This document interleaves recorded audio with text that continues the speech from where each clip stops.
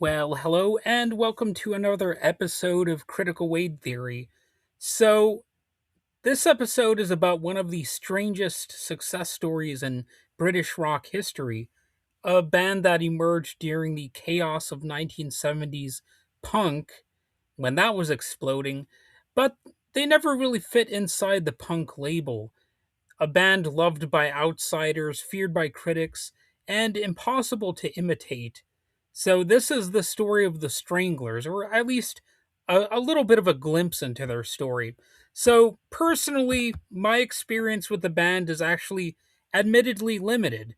I'm going to admit that right here. I'm not the hugest fan of the band or whatever. And I first heard of them on a various artists compilation titled Punk You Volume 1. And the song by the Stranglers on that compilation is Get a Grip on Yourself. And that's kind of a weird pop sort of song, really. And it's not my favorite song on that compilation. So I gotta say, I really didn't pay that much attention to the band over the years, and that was until recently, when I heard them more on different online radio stations and such. So when most people think about British punk in the late 70s, they think of fast, aggressive, stripped down bands with short songs and some anti-establishment attitudes, and sometimes it sounds a little bit forced. And over the years, some of these bands have been revealed as not being quite as anti-establishment as they would have had you believe back in the day. And Johnny Rotten, I'm looking at you with that one. I know he wants to be called John Lydon now, but whatever. That's par for the course. That's how a lot of the stuff goes. Not everybody can maintain a rebellious demeanor over the years, and that includes myself. I'm a little bit of a conformist myself. And, the Stranglers had the attitude, but musically they were something else entirely. They were formed in Guildford, Surrey in 1974, and the group originally called themselves the Guildford Stranglers. And the classic lineup featured Jet Black on drums, Hugh Cornwell on guitar and vocals, Jean-Jacques Burnell on bass and vocals, and Dave Greenfield on keyboards. So right away they stood apart from nearly every other punk era band. And why? Why am I saying that? Well, for one thing, they could really play. And of course, I'm not trying to too much feed the stereotype of punk rock musicians not being able to play. Obviously, some of these bands were actually pretty gifted. They just played for the song for the most part. And that's really a common thing in music. You know, uh, you kind of hold back a little bit for the purposes of fitting the mood of the song. You don't necessarily need to have every track become like a prog rock thing where you're throwing notes all over the place. But, unlike many of their contemporaries, the Stranglers came into the scene as experienced musicians. Their songs blended raw punk aggression at times with psychedelic keyboards, dark humor, art rock complexity, and even touches of jazz, prog, reggae, and pub rock. It made them difficult to categorize, and honestly, they seem to enjoy making people uncomfortable in that way. It's one of those bands that's tricky to pin down and say exactly what they are. Their debut album, Norvegicus, arrived in 1977. That's a bit of a tongue twister, so I won't apologize for mangling that one. But anyway, the title means brown rat in Latin, which already tells you something about their personality. And the record introduced audiences to songs like Peaches and the aforementioned Get a Grip on Yourself. Tracks that are filled with, different elements. You got pop aspects. In some ways, the vocals are a little bit pop oriented and Get a Grip on Yourself. And, that's a song that kind of operated according to its own rules, It definitely seemed a little out of place on the Punk U compilation. And even though I didn't like it as much at the time as I do now, it's still one of those songs that I remembered over the years. It's unique. And Jean Jacques Brunel's bass became one of the defining sounds of the group. It's loud, often distorted, melodic, and aggressive all at once. And then there's Dave Greenfield. His swirling keyboard work gave the Stranglers an eerie, almost psychedelic edge that no other punk band really had. Although, like I said, that's not really that reflected in every song of theirs. Like, Get a Grip on Yourself. It's a it sounds almost like a paint by numbers pop song to my ear. I don't know how to fully describe it. You know, it it sounds uh it sounds a little bit unique. And they also released another album 1 month later titled No More Heroes. And that pace was pretty fast. I don't know if I would say it was an unbelievable pace because a lot of punk bands put out albums pretty fast, but nevertheless, it's a bit of a feat to put out music that quickly. In fact, the Stranglers released their first three albums within just 13 months, and that level of output it helped uh, have them as one of the hardest working and the most creatively restless bands of the era.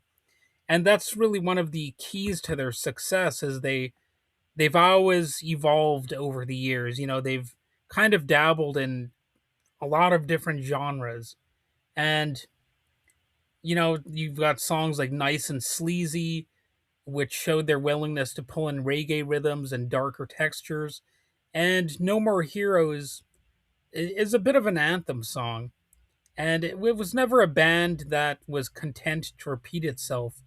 By the end of the 70s, the Stranglers were evolving again. Their 1979 album, The Raven, pushed further into melodic and atmospheric territory. Songs became more layered and sophisticated without losing the band's edge. Then came La Folie in 1981, and I probably mispronounced that because I suck at pronouncing French words. But with that album, they had one of the most unusual hit singles of the decade, titled Golden Brown. Even people who know nothing about the Stranglers might know this song. It's sort of hypnotic, it's part baroque pop, part folk melody, and part art rock experiment. The rhythm feels unstable in the most uh, the best possible way because of its unusual time signatures and the harpsichord style keyboard, which gives it a timeless sound. It's a bit of a strange element to have in a modern song. You don't hear harpsichord that often. I know Tori Amos has harpsichord like sound sometimes, but aside from that, it's not really that common in modern music, and especially something like punk rock. It didn't sound like punk. And that's because, I assume they weren't really going for a punk sound. It barely sounded like anything else happening on the radio at the time, and yet it became one of their biggest hits. And that ability to surprise people became central to the Stranglers' identity. One of the fascinating things about the Stranglers is how they survived while so many punk era bands burned out quickly. And part of that came from their refusal to stay still. Across the 80s and beyond, their sound just continued evolving. Elements of new wave, post punk, some gothic textures, sophisticated pop songwriting, and modern rock all found their way into the music.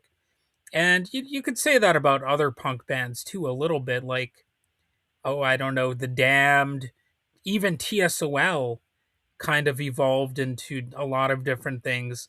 But nevertheless, the Stranglers, I think, are more dynamic, and they have a lot of different, uh, I guess, influences that probably showed through more in their stuff than some of these other punk bands. And some critics even traced elements of neo garage rock and proto punk attitude through their catalog. But change also brought instability. In 1990, founding member Hugh Cornwell left the band to pursue a solo career. For many bands, losing a defining songwriter and vocalist would have been the end, but the Stranglers, they kept on going.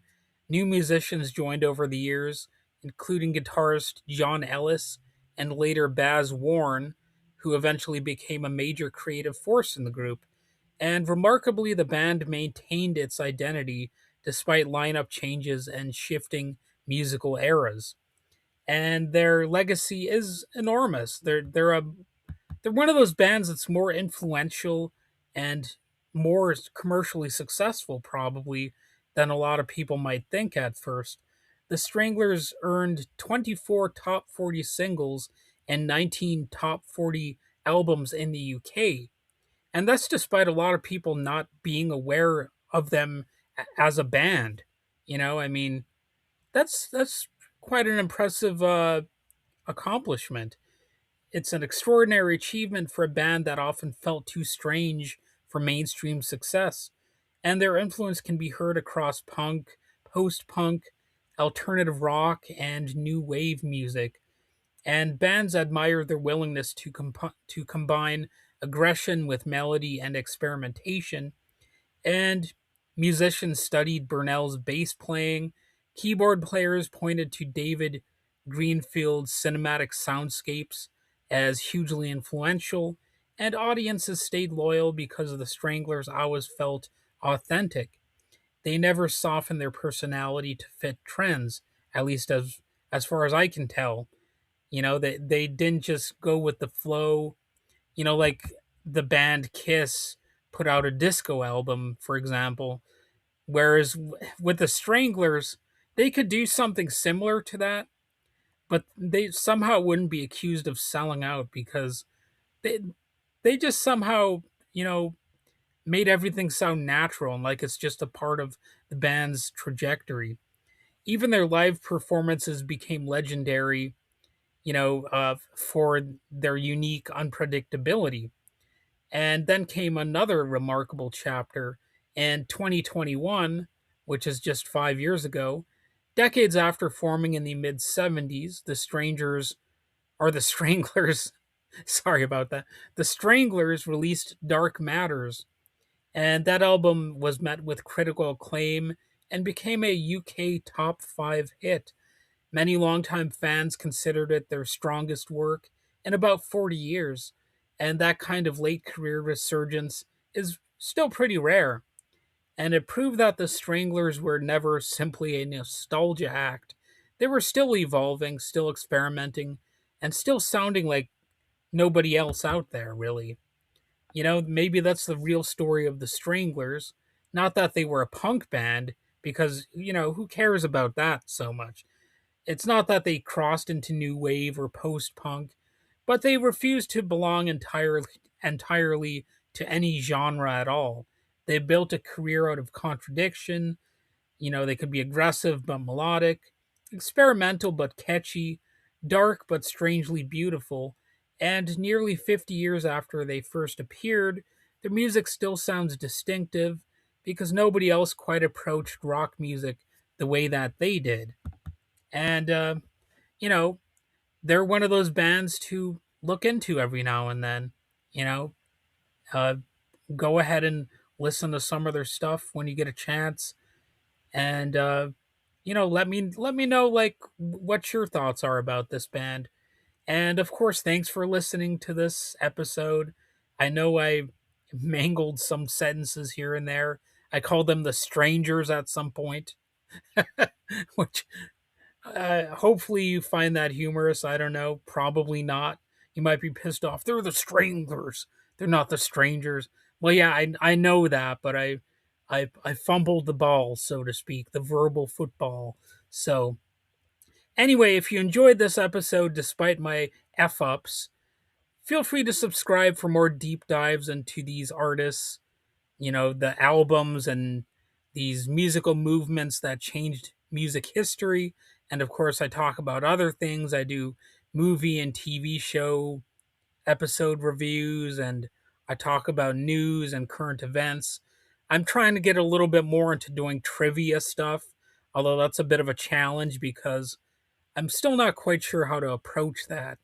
But anyway, if you haven't heard the Stranglers in a while, put on Golden Brown, No More Heroes, or Peaches, and hear how unusual they still sound. That's one of the things I like about music is sometimes you can revisit all these great albums, these great songs, and really appreciate them for what they have to offer. All right, have a good day.